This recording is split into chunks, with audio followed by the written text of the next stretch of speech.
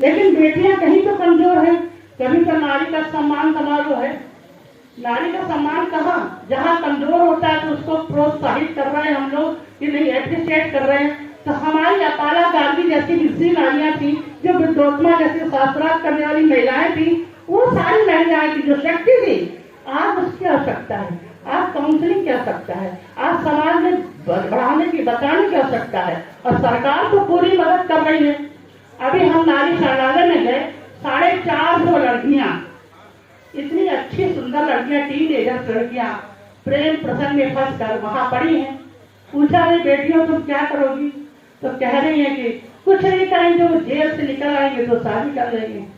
शादी आखिरी दिन तो नहीं है, इस मुसीबत में आ गई हैं कि उनके माँ बाप उनको नहीं रख रहे हैं। तो काउंसलिंग करके उनको माँ बाप के पास भेजना है, उनको एक सही दिशा देने की आवश्यकता है, उनको उनके सहारे से छोड़ नहीं देना है। तो यहाँ हम समझते हैं कि पेरेंट्स की बहुत जिम्मेदारी बनती है ऐसी बेटियों को काउंसलिंग करके उनके घर तक ले जाना, उनको भेजना, उनको रोजगार के साथ जोड़ना। सरकार तो हर क्षण मदद कर रही है, हर जगह मदद कर रही है, तो उस मदद का पूरा फायदा हो, हमारी बेटियां सशक्त बने, हमारी बेटियां पढ़ने में आगे निकले, हमारी बेटियां अच्छे वातावरण में पढ़े, जूडो कराटे से युक्त हो। आज ना कोई पढ़ने वाला चाहता ना पढ़ाने वाला। हम तो बहुत खुद ही अपना कॉलेज चलाते देखते, बच्चे पढ़ना नहीं चाहते। नकल करके पास हुआ तो क्या पास हुआ बेटा, ये हम तो अपने पैरों अपनी कुल्हाड़ी मार रहे हैं। तो ये पढ़ना बहुत जरूरी है, संस्कार बहुत जरूरी है, जो समाज से विलुप्त हो रहे हैं।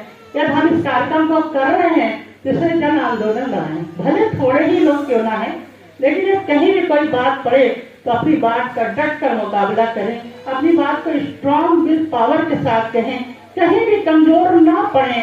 हम तो हर महिला से कहेंगे तुम ही दुर्गा हो, बस त्रिशूल उठा लो और तलवार उठा लो, अपने आप को कभी कमजोर महसूस ना हो। जब भी लगने लगे कि हम कहीं कमजोर हैं तो हम आपको बहुत पते की बात बताते हैं, हमारे संस्कारों में गायत्री मंत्र बहुत सर्वश्रेष्ठ मंत्र है। यदि आपने हृदय में धारण किया है तो आप अपने आप को कभी भी कमजोर महसूस नहीं कर सकते, बहुत विल पावर के साथ खड़े रह सकते हैं।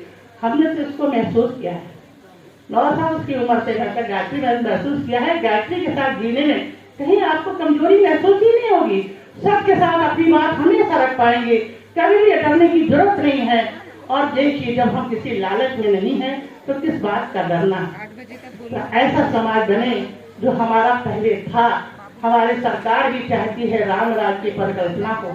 राम राज में कोई दुखी नहीं था, कोई किसी पे कमेंट्स नहीं था, कोई किसी पे इल्जाम नहीं थे, सब आनंदित रहते थे, किसी को पैसे का लालच नहीं था, ज्ञान था। तो हम समझते हैं ऐसा स्थापित करने में समाज के हर व्यक्ति को आगे आना पड़ेगा। आप सभी लोगों ने इस कार्यक्रम को रखा, बहुत अच्छा लगा कि आपने इस कार्यक्रम को रखा, कार्यक्रम छोटा हो या बड़ा। क्योंकि आज लखनऊ में उपस्थित थे, बात हुई प्रीति जी से, तो हमने कहा आ जाते हैं, कार्यक्रम में आते हैं, बहुत अच्छा लगेगा। क्योंकि हमारे विभाग से संबंधित है, आधा विभाग तो इसी से जुड़ा है।